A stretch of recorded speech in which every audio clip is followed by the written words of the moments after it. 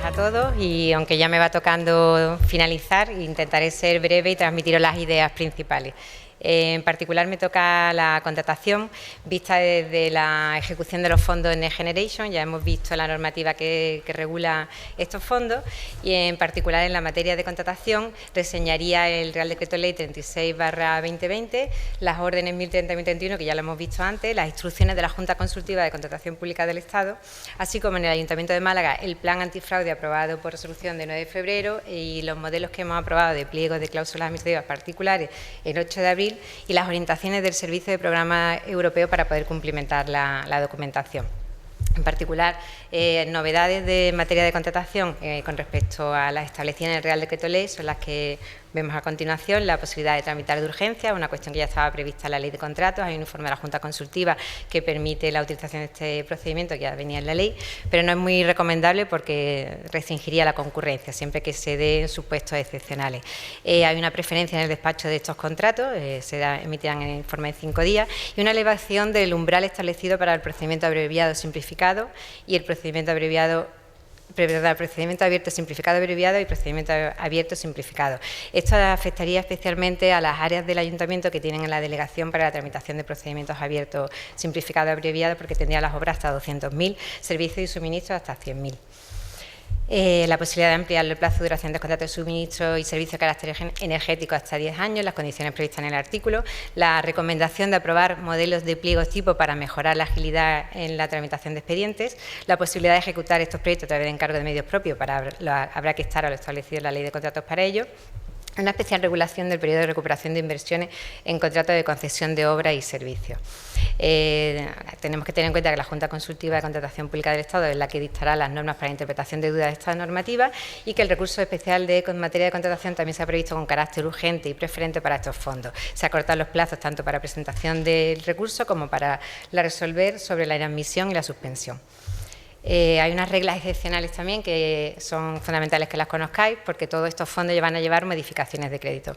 Que tengáis en cuenta que las modificaciones son inmediatamente ejecutivas y que se modifica el plazo y los límites previstos para los gastos plurianuales, que están los establecidos en el 174, pasando de los 4 años previstos en la Ley de Haciendas Locales hasta 5 años, y se aumentan los límites establecidos en ellos. Bueno, pues ya hemos comentado que hemos hecho en el Ayuntamiento de Málaga un trabajo de adaptar los nuevos modelos de pliegos a la estructura de la normativa que está establecida en los fondos del plan. La estructura de los modelos de pliego son la que vemos a continuación: informe de inicio, el pliego de prescripciones técnicas, el pliego de cláusulas administrativas particulares para categorías de contrato y una serie de anexos. La estructura no me interesa tanto como que tengáis conocimiento de que necesitamos la participación de los centros gestores para completar el expediente de contratación, porque la contratación en sí mismo no es solamente el área que lleva su nombre, sino las áreas que participan en la preparación del expediente. En el informe de inicio se justificarán los conceptos que se establecen a continuación y hago especial mención a la posibilidad de tramitar estos contratos con carácter anticipado, que es lo previsto en la disposición adicional tercera, apartado segundo de la Ley de Contratos, quedando la adjudicación condicionada a la suspendida hasta la efectiva consolidación de estos fondos. Este es el caso en que estamos tramitando los contratos con resoluciones provisionales sin que haya llegado todavía la resolución definitiva. El pliego de prescripciones técnicas pues será el que ya conocíais, va a reinar por las áreas gestoras, en la que tendréis que tener en cuenta los contenidos establecidos para estos contratos. El pliego de cláusulas administrativas se ha regulado un modelo general con diferentes reenvíos al anexo número 1, que es el que tendrá que rellenar cada centro gestor. El anexo número 1 contiene las determinaciones características propias de cada contrato y viene completado con un anexo 1.2 y 1.2 para cuestiones particulares. El anexo número 2 se rellenará por los licitadores y establece una plantilla adicional para cuando tengamos que incorporar nuevos elementos que a raíz de instrucciones u otras recomendaciones sean necesarias. El anexo número 3 será licitadores clasificados, 4 adjudicatarios, que también tienen un modelo de plantilla adicional, y el quinto es la mesa de contratación, que en este ayuntamiento es una mesa permanente, y el modelo de DACI a que se refiere el anexo de la orden, la declaración de ausencia de conflicto de intereses. Nosotros en la confección de estos modelos de pliego hemos seguido a pie juntilla la instrucción de la Junta Consultiva de 23 de diciembre de 21, que tiene carácter vinculante para los órganos de contratación del sector público, pero es una guía para el resto de órganos de contratación. En concreto se divide en 3 partes, no voy a extenderme más que en lo que os afecta como áreas proponentes y la posibilidad de que trasladéis estos modelos de pliego a los entes del sector público que quieran utilizarlos. Son perfectamente adaptables y si necesitáis alguna consulta en el área estamos a disposición para vosotros. Las actuaciones que debe tener el expediente de contratación son las contenidas en la instrucción. Debe de definirse y planificarse las condiciones de selección del contratista y la ejecución del contrato, asegurar el cumplimiento de los principios de gestión específicos que había explicado ante el compañero Pedro, en el que no voy a incidir, pero sí es verdad que son los 7 pecados capitales, porque en el momento que se incumpla la ausencia de alguno podremos tener alguna repercusión económica, y la realización de una evaluación de riesgo de fraude, corrupción y conflicto de intereses. Y eso llevará a cabo mediante la documentación de las DACI y acreditando un procedimiento para abordar conflictos de intereses que está contenido en el Plan de Medidas Antifraude del Ayuntamiento de Málaga.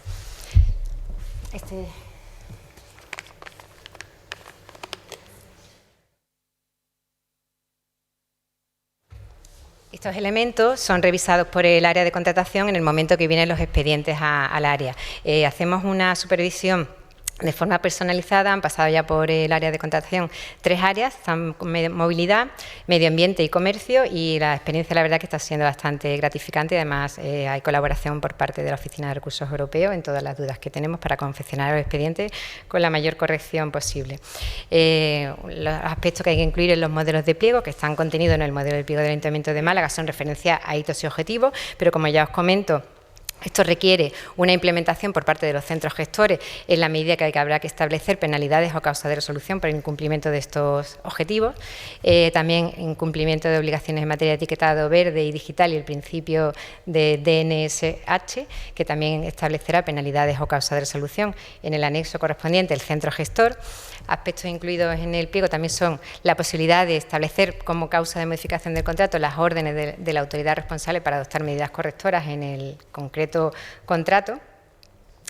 La referencia también a la obligatoria aplicación al contrato del Plan de Medidas Antifraude, que afecta no solamente al Ayuntamiento, sino al resto de entes del sector público municipal, poderes adjudicadores, así como la inclusión de la obligación de la cumplimentación de las DACI, la famosa declaración de ausencia de conflicto de interés. La gran pregunta, ¿quién tiene que cumplimentar la DACI? Pues tranquilizaros todos, porque solamente será aquel personal interviniente, tanto en órganos de contratación como mesa de contratación, comités de expertos, el que emita los informes de valoración de las ofertas y el que elabore los pliegos de prescripciones. No solo. Bueno. No, bueno, no, me ahorro el chiste. Bueno. Ay, se me olvidaba el responsable del contrato, es cierto. Pues bueno, también se han incluido el cumplimiento de obligaciones de información, que realmente son una serie de modelos que están previstos en la orden 1030, el de cesión y tratamiento de datos para identificar quién es el titular real de estos fondos. Realmente los fondos europeos quieren conocer exactamente la persona física que va a ser la perceptora de estos fondos, no la persona jurídica, y la declaración responsable de cumplimiento de principios transversales, que ahí viene un poco de todo, un pupurrí de conflictos de intereses, de doble financiación, de todo. Esto está contenido también en nuestro modelo de pliego. El cumplimiento de la identificación de este titular real o destinatario de los fondos se establecerá por parte del centro gestor como condición especial de ejecución, y una serie de declaraciones institucionales que se contienen en los pliegos que son exigidas por la instrucción de la Junta Consultiva. En concreto, que estamos sometidos a los controles que ha citado tanto Fermín como Natacha, de Comisión, OLAF, que tenemos las normas de conservación previstas en el artículo 132 del Reglamento Financiero, 5 años, etcétera. Y esto sí es de interés, que luego comentará nuestra compañera Blanca, el cumplimiento de los compromisos en materia de comunicación, encabezados y luego que han de contenerse tanto en la documentación que se tramita en el expediente como posteriormente en los carteles anunciadores. Los aspectos a incluir en el expediente de contratación es un resumen de todo lo que ya he comentado anteriormente y no me voy a extender más.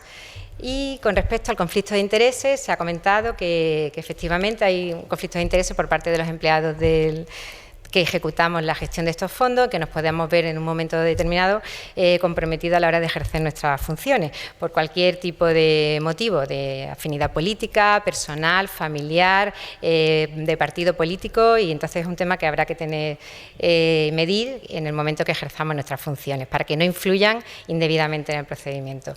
Las claves, pues incurre en una persona física, debe estar al servicio de una administración pública, debe tener capacidad de influencia en la toma de decisiones, es decir, haceros una referencia al personal que he dicho que firmaría las DACI, no todo el mundo tiene que tener este problema, y el interés que puede dar lugar a un conflicto hay que entenderlo de modo amplio. Y puede ser, se describe como aparente, potencial o real. Los ejemplos de ello, el conflicto aparente es el que puede darse entre la presidenta de la mesa de contratación y un contratista que además comparte con ella, pues socio de un club de remo. Pues parece ser que hay sospechas que ha habido una posible amistad o que ha podido haber una participación indebida por parte de esta presidenta. Se investiga el asunto y se ponen las pruebas por delante y se ve que no ha habido ninguna intencionalidad por parte de la presidenta ni ningún beneficio por parte de ella.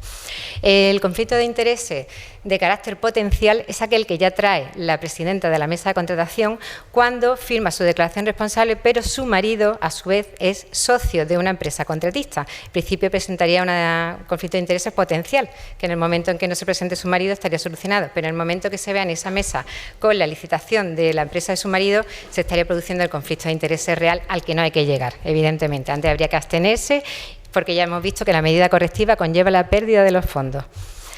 El interés que puede dar lugar a un conflicto no puede ser en abstracto, sino que hay que verse situado en el contrato determinado, y el empleado que crea que va a incurrir en conflicto de interés debe abstenerse.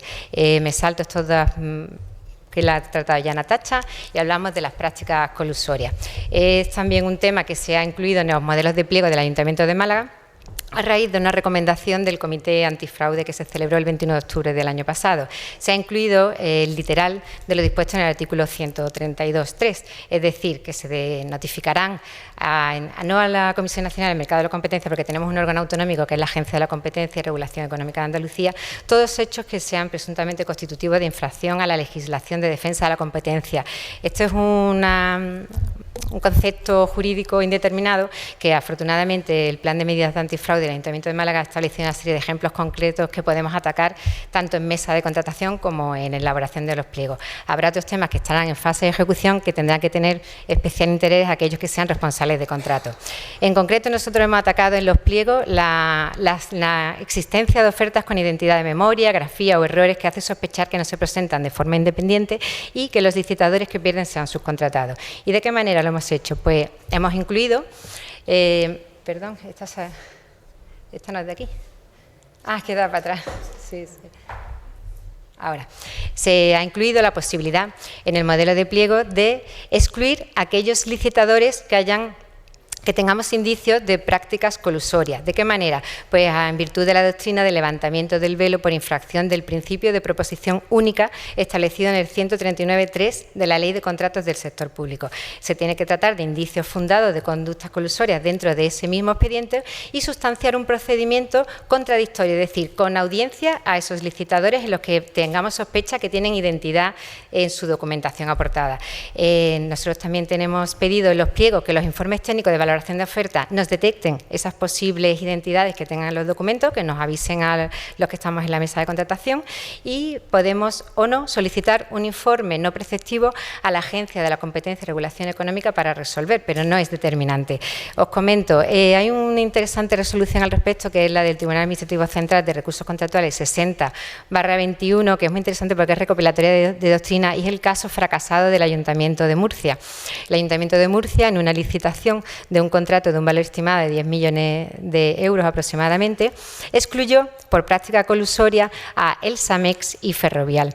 Pues bien, ambas dos empresas recurren ante el tribunal y el tribunal estima sus pretensiones. ¿Y por qué pasó? Pues realmente dos defectos, uno de fondo y otro de forma.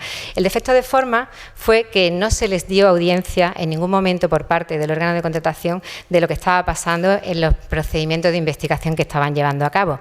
Y uno de fondo porque el órgano de contratación se pensó que tenía las potestades de la Comisión Nacional del Mercado de la Competencia y acordó la exclusión por práctica colusoria, cuando lo único que puede hacer es acordar la exclusión por infracción del principio de doble presentación. Así que es un tema que os quiero comentar para que seamos un poco más conscientes en las mesas de contratación y sepamos hasta dónde podemos llegar. Porque no podemos aplicar el 151 de la Ley de Contratos que remite este tema al órgano competente para tomar la decisión, que es la Comisión Nacional del Mercado de la Competencia, en nuestro caso la Agencia Andaluza. Y ellos son los que darían lugar a la sanción, que luego es una prohibición de contratar. Por último, también se ha incluido entre las funciones del responsable del contrato para vigilar la práctica colusoria en la ejecución, que cuando detecte que los contratistas han contratado a los perdedores en la licitación, que lo comuniquen al órgano de contratación y este a su vez lo comunicará a la Agencia Andaluza. Pues por mi parte, comentaros que el área de contratación está a vuestra disposición, tanto de las áreas del Ayuntamiento para la confección artesanal de los expedientes de contratación, con la colaboración de la Oficina de Recursos Europeos, como para los entes dependientes que quieran poner en marcha sus modelos de pliego, como copiando el del Ayuntamiento de Málaga. No tenemos ningún inconveniente para asesoraros. Este es nuestro teléfono y nuestro correo electrónico. Gracias a todos.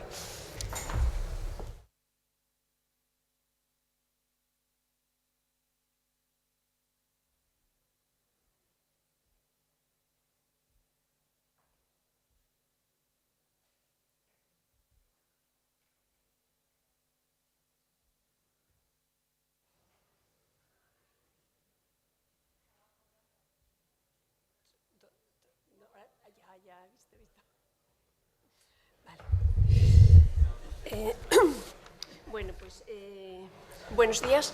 Yo continúo con aspectos de tema de contratación, pero ya cuestiones como más prácticas. Primero le he robado una diapositiva a Lucía, porque quería ver que vamos entrelazadas, ¿no? Al final dice orientaciones y servicio de programas europeos. Entonces, como ahora seguramente que más de uno estáis pensando, yo me voy de aquí y decimos adiós a todo este dinero, para que nos complicamos la vida, porque esto suele ocurrir, pues entonces yo os diría que tuvieseis casi como folleto de cabecera un documento que han elaborado no sé por qué no estaba yo esos días en la oficina, pero unos compañeros de la oficina, que sé que os han mandado a todos, que son orientaciones sobre aspectos a incluir en expedientes y pliegos de contratos financiados con fondos europeos procedentes del Plan de Recuperación. Pues en ese, yo no sé si se verá esto, pero a mí me gusta reducir toda la realidad a un Excel. Entonces, creo que aquí está todo, y este cuadro no lo he hecho yo, está dentro de este documento, con lo cual digo porque es muy fácil hacer el seguimiento de todo, ¿no? Todo esto que parece tantísimo barullo y tanto lío, al final pues hay que ser un poco metódico e ir siguiendo pues este esquema. Evidentemente estamos ahora mismo ya en la parte de vamos a ejecutar, ¿no?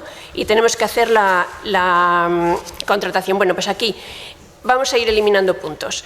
El punto 1, el 2 y el 5, que están ahí numerados a la esquina, ¿no? Pues está hablando de reconocer dentro de los documentos la financiación que nos viene de la Unión Europea.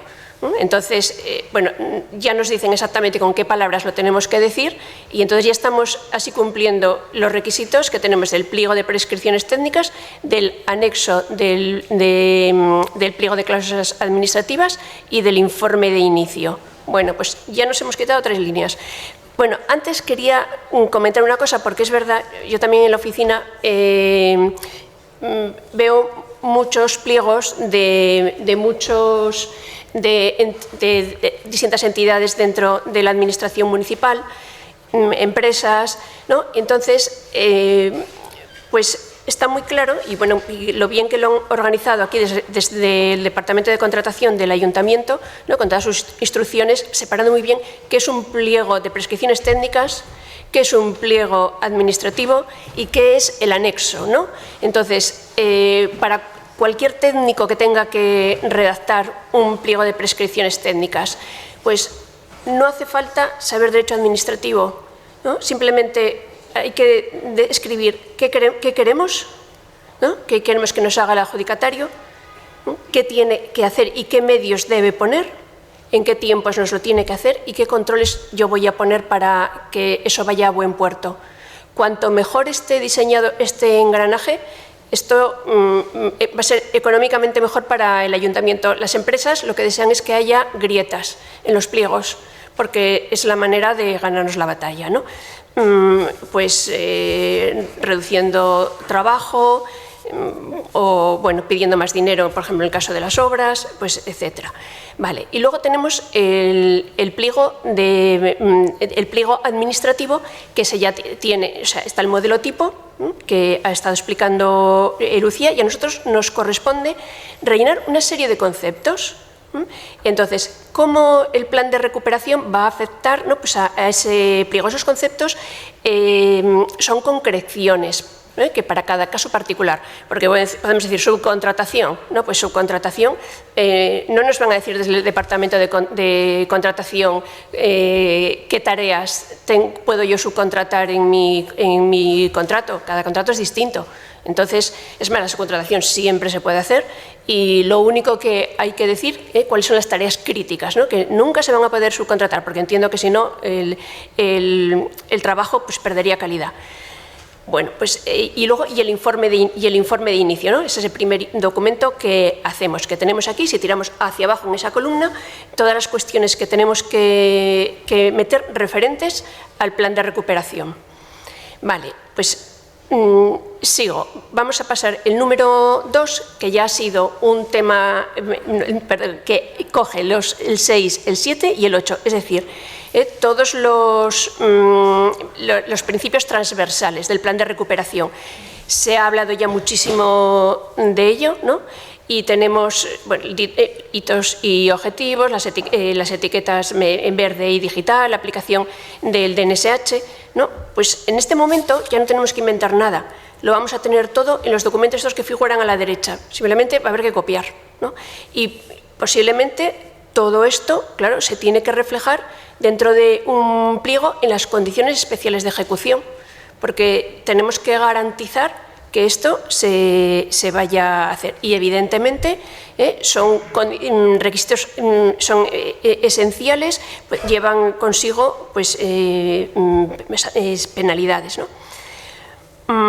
Seguimos. Otra cuestión, yo voy a seguir con las presentaciones, el tema de la doble financiación, que está ahí colocado en la línea número 3, ¿no? Bueno, en el anterior, en el cuadro que tenéis en las orientaciones. El tema de la doble financiación lo tenemos que declarar al inicio, es decir, yo tengo otras subvenciones o he solicitado, ¿no? Hay que hacer ahí el control. Luego, hay un segundo control de doble financiación, que es en las facturas.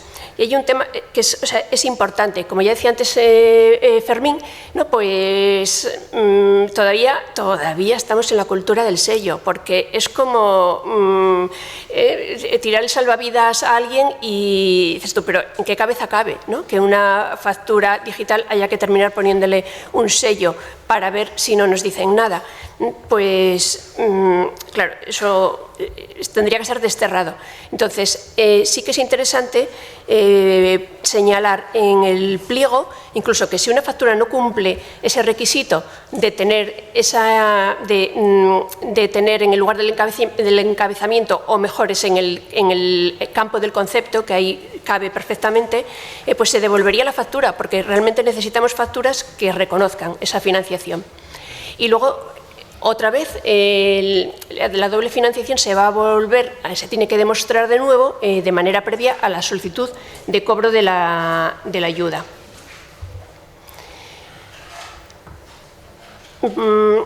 Se ha estado hablando, desde luego en las últimas presentaciones, ¿no? Nosotros 4, el tema del fraude y el tema de contratación, ¿no? De dos conceptos que son el conflicto de interés y las prácticas colusorias, ¿no? Y esto la Comisión Europea lo ha puesto de moda y ya sabíamos que venía, porque de hecho hace ya más de un año, publicó 2 documentos de orientaciones sobre estas cuestiones. Antes decía Natacha que iba a explicar los tipos de conflicto de interés, y es una cosa muy sencilla, ¿no? Lo explica muy bien. este documento de orientaciones sobre cómo evitar y gestionar las situaciones de conflicto de interés con arreglo al reglamento financiero. Se habla de 4 tipos. Los conflictos de interés con arreglo al artículo 61 del reglamento financiero, es el reglamento financiero de la Unión Europea.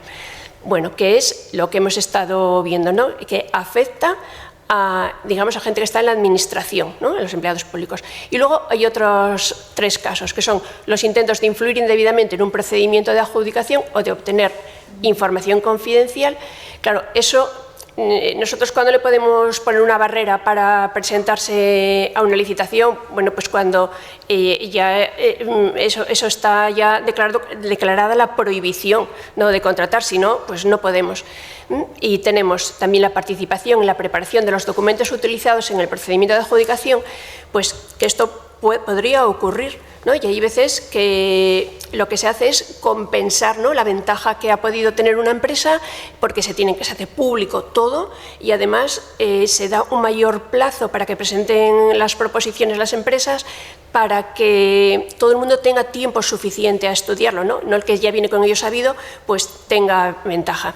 Y luego hay otro caso, que es el tema de los conflictos de intereses profesionales, que siempre las declaraciones que vemos, y de hecho que en la 1030 también aparece, lo echamos en falta y pensamos que se debe hacer una adaptación de ese documento para que firmen las empresas licitadoras, ¿no?, que se verían afectados por los tipos 2, 3 y 4. ¿Y esto cuándo ocurre? Pues, por ejemplo, viene una empresa, caso real, una empresa viene a hacer un control de auditoría y resulta que esa empresa se ha presentado a uno de los contratos que viene a auditar. Y es más, ese contrato tenía un problema y se podían plantear, ya para mayor coincidencia, se podían plantear que podían haber sido ellos los adjudicatarios. Esto ha ocurrido. Entonces, afecta a más gente de lo que puede parecer, porque también los órganos de control cada vez van tirando más de técnicos para comprobar más cosas. No se trata solamente de comprobar papeles. Yo también ya he visto el caso de auditor, se viene con un técnico de arquitecto o ingeniero y dice, hay que abrir una cata para ver si es verdad todo lo que está enterrado en el subsuelo. Hablo en una cata para hacer comprobaciones. Pues, es decir, que en las auditorías también participan mucho tipo de técnicos. Y ahora vamos a la segunda cuestión, de la cual hemos hablado también todos y seguiría dando mucho más que hablar. Esto aquí está escrito ya casi para que os lo quedéis. No lo pienso leer aquí, evidentemente, ¿no? Pero el tema de la colusión, aunque se ha empezado a hablar mucho últimamente, es cierto que con la última directiva es un empujón ya, porque lo reconoce ya como propuestas no irregulares. Y sin embargo, bueno, pues hay sentencias del Tribunal de Justicia de la Unión Europea, bueno, pues aquí sacado desde el 2007, ¿no? Y, a ver, esto que os quería leer, dice en la segunda que aquí, ¿no? Dice, no debemos ser ajenos a que una relación de vinculación entre empresas puede influir en el contenido de sus ofertas. Claro, esa vinculación no quiere decir que tengan el mismo dueño, porque la vinculación puede venir y también puedo decir que caso real, pues que una licitación se presentan en UTE, la segunda ya se han hecho amigos, ¿no? Viene otra licitación, la ven interesante, es de un importe sustancioso y si se miran sus propuestas técnicas, se ve que hay entre ellos, aunque se presentan de manera independiente, pues parece que ya puede haber algún tipo de relación, ¿no? Y evidentemente las empresas que son vinculadas según la definición del Código de Comercio, pues esas siempre son como un poquito más sospechosas, ¿no? Porque ya nacen con la relación puesta, ¿no? Y dice, por ejemplo, aquí, el poder adjudicador, cuando disponga de elementos que pongan en duda el carácter autónomo e independiente de las ofertas presentadas por ciertos licitadores, está obligado a verificar, en su caso exigiendo información suplementaria a estos licitadores, si sus ofertas son efectivamente autónomas e independientes. Si se demuestra que esas ofertas no son autónomas e independientes, el artículo 2 de la Directiva 2004/18, todavía estábamos en la antigua, que todavía era el tema más complicado, se opone a la adjudicación del contrato a los licitadores que presentaron la oferta. Bueno, pues es cierto que nos protege mucho a la Administración que hagamos esas comprobaciones, que demostremos que si puede haber algún lío, pues que efectivamente se han tomado medidas complementarias para recabar una mayor información, ¿no?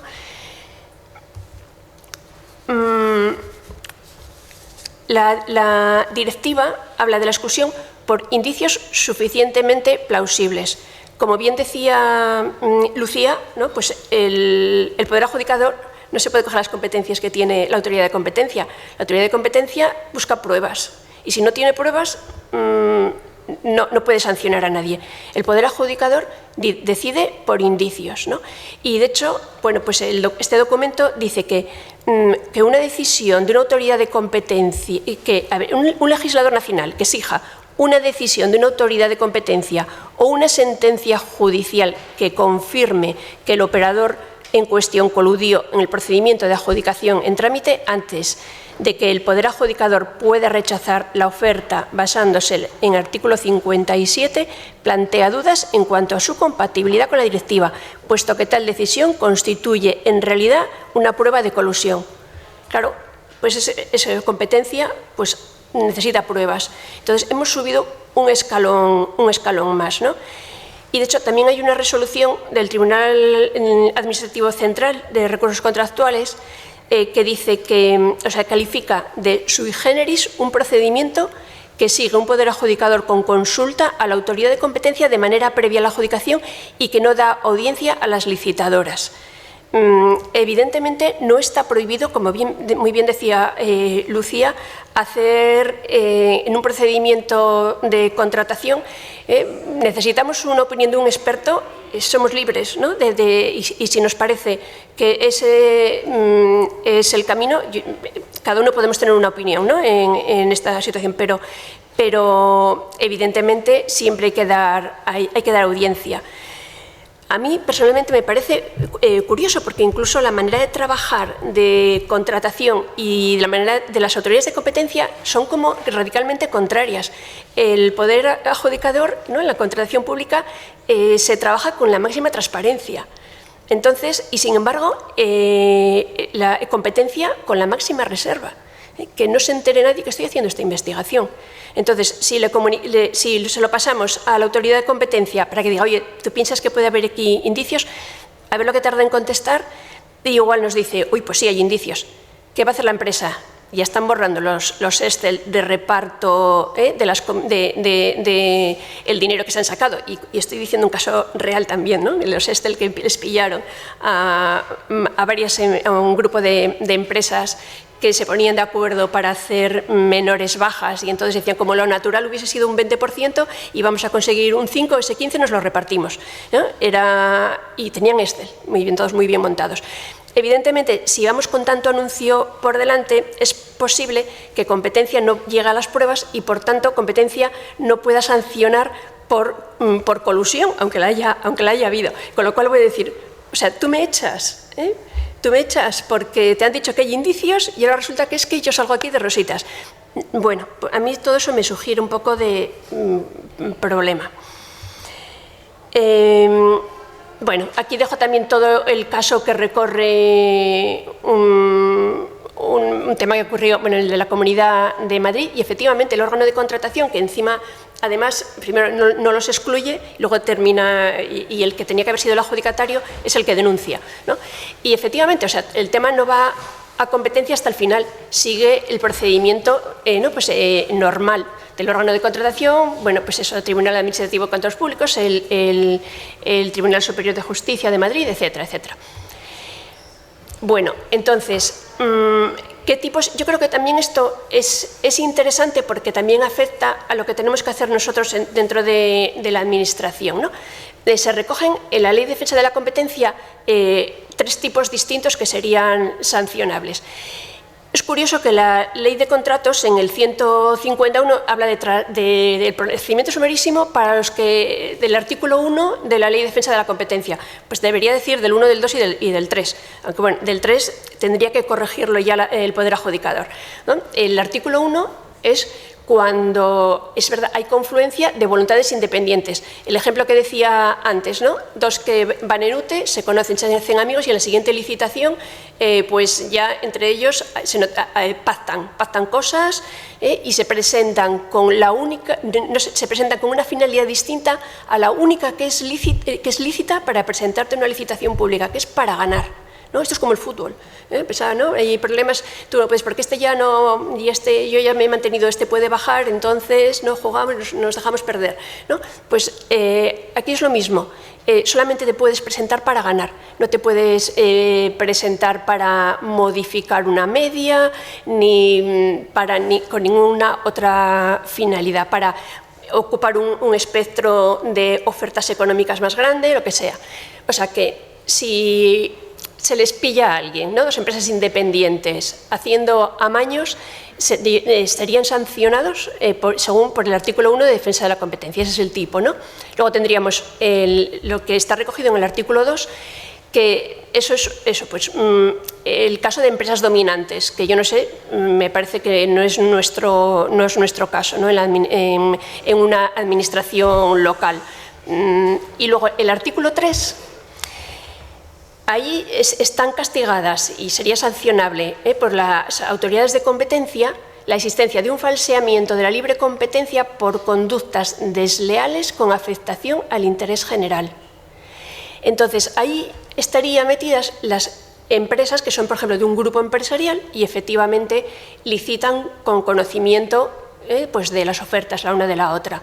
Sin embargo, a eso los puede salvar la administración pública. El poder adjudicador, porque si no se les adjudica, si se las retira de la licitación, ya queda se entiende que queda salvaguardado el interés público, con lo cual nunca van a ser sancionadas. Entonces, bueno, también yo creo que esto es interesante, pues eso, tenerlo en cuenta. Y el tema de los indicios plausibles, ¿no? Pues como bien decía Lucía, pues a los servicios técnicos les decimos, ¿no? Tú tienes que mirar, a ver si llegas ahí a alguna conclusión, ¿no? en esas propuestas técnicas que tienes que analizar. Pues eso, tenemos que pensar, ¿no? Que eso, no se piden pruebas, tenemos que mirar indicios. Entonces tenemos que pensar, no todos los indicios tienen el mismo peso, pero cada uno puede contribuir a confirmar un juicio de falta de independencia, ¿no? Pues que incluso que seamos vecinos de local que tenemos alquilado, las empresas, ¿no? Y que hayamos hecho juntos la carrera pues puede ser un indicio, ¿no? Porque estamos trabajando como muy cerca. Bueno, es uno, pero claro, si pillamos las ofertas técnicas que parece que son clavadas, eso parece que es un indicio que tiene un peso mucho más importante, ¿no? Luego tenemos que tener en cuenta que las licitadoras sospechosas de acuerdos tienen la posibilidad de aportar una explicación lógica ajena a la concertación entre las empresas a través del procedimiento de audiencia. Es decir, que cuando yo técnico estoy mirando, ¿no? Algo, digo, ¿qué explicación puedo pensar yo previamente, ¿no? Veo esto.